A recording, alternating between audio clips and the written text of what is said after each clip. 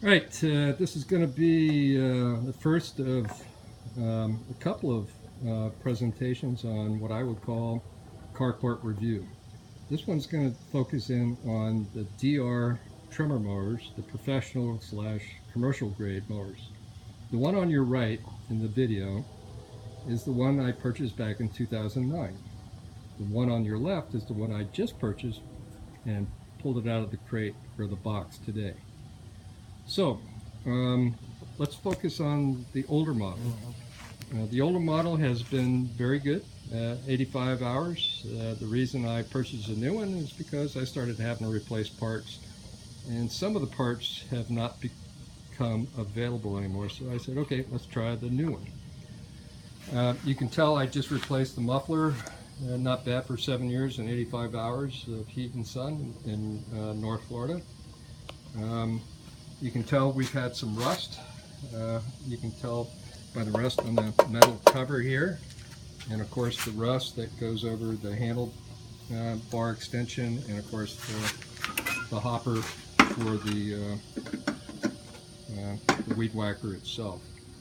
Some things I've had, another thing I've had to replace with this was the throttle cable control, which is actually, in my, just not really good design, but it is what it is. It's easy to break. The other thing that was not very good design was the battery mounting. I've had to kind of rig that a little bit. Other thing that was not so great about this was here you have this, on this model you have the PTA, which is the parallel trimming action, which allowed you to shift the wheels for some different kinds, getting around some awkward positions. But the cable it just interfered with the oil filter. So other than that, I've had to replace the belt a couple of times. I've opted for the Easy Lock system, much better than the normal head that came with it, because the strings would fly off even though you tried to mount them according to the instructions. Very frustrating. So moving over to the new one, big picture wise, the new one comes out of the crate, and you can look at the wheels. The wheels are not really right. What's happened during the shipment is the box, actually the machine was not really properly packaged. They should have had some support underneath the whole machine itself, and what happened during the process, the box must have been, quote, drop shipped. It was dropped, and the axle bent, and the wheels are canted inward. Not very good. The other thing you can tell between the two, you got the metal spoke wheels, aluminum wheels here, you got the plastic wheels here. My experience with plastic wheels on any sort of equipment is they break early and you have to order new wheels, and it's just expensive, and I'm not sure why they stepped backwards towards the plastic. The other part here, down here, let's go back over here to the old machine.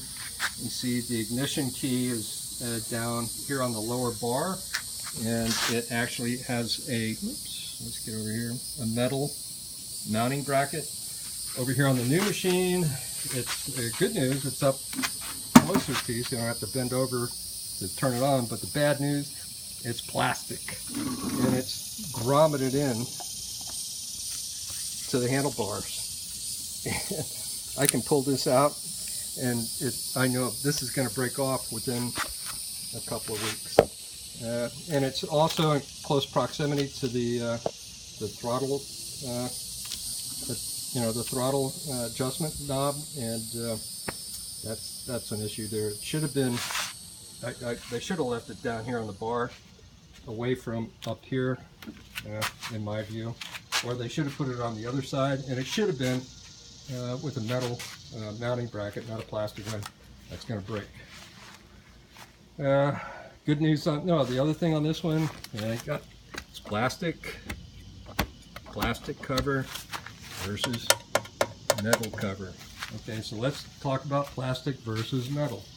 When I come back to the old machine, the 2009 vintage one, I have to, it's heavy to pick this thing up. And over here, I can pick this one up with my pinky finger.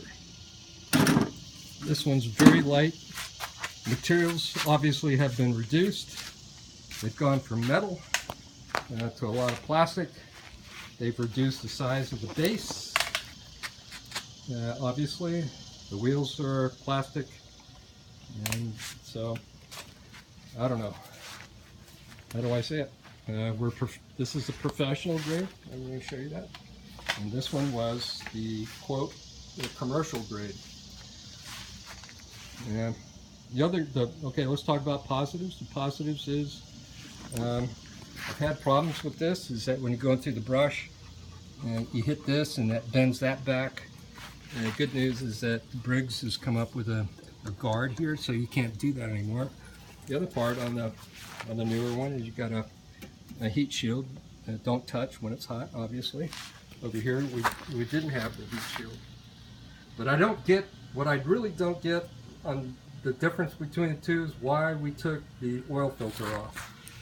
I think the oil filter was very, very important for these professional commercial grade mowers, especially when you use them out in the heat, 100 degrees, and you're running them hot and heavy every day. That was just one way to preserve the engine. That one I don't get. I don't get the wheels, but there's a lot of things I don't quite understand. But anyway, just my review. I'm not sure. You need to look carefully on whether you want to spend this kind of money on a professional grade mower that comes in with bent wheels and a lot of plastic. All right, that's it. See ya.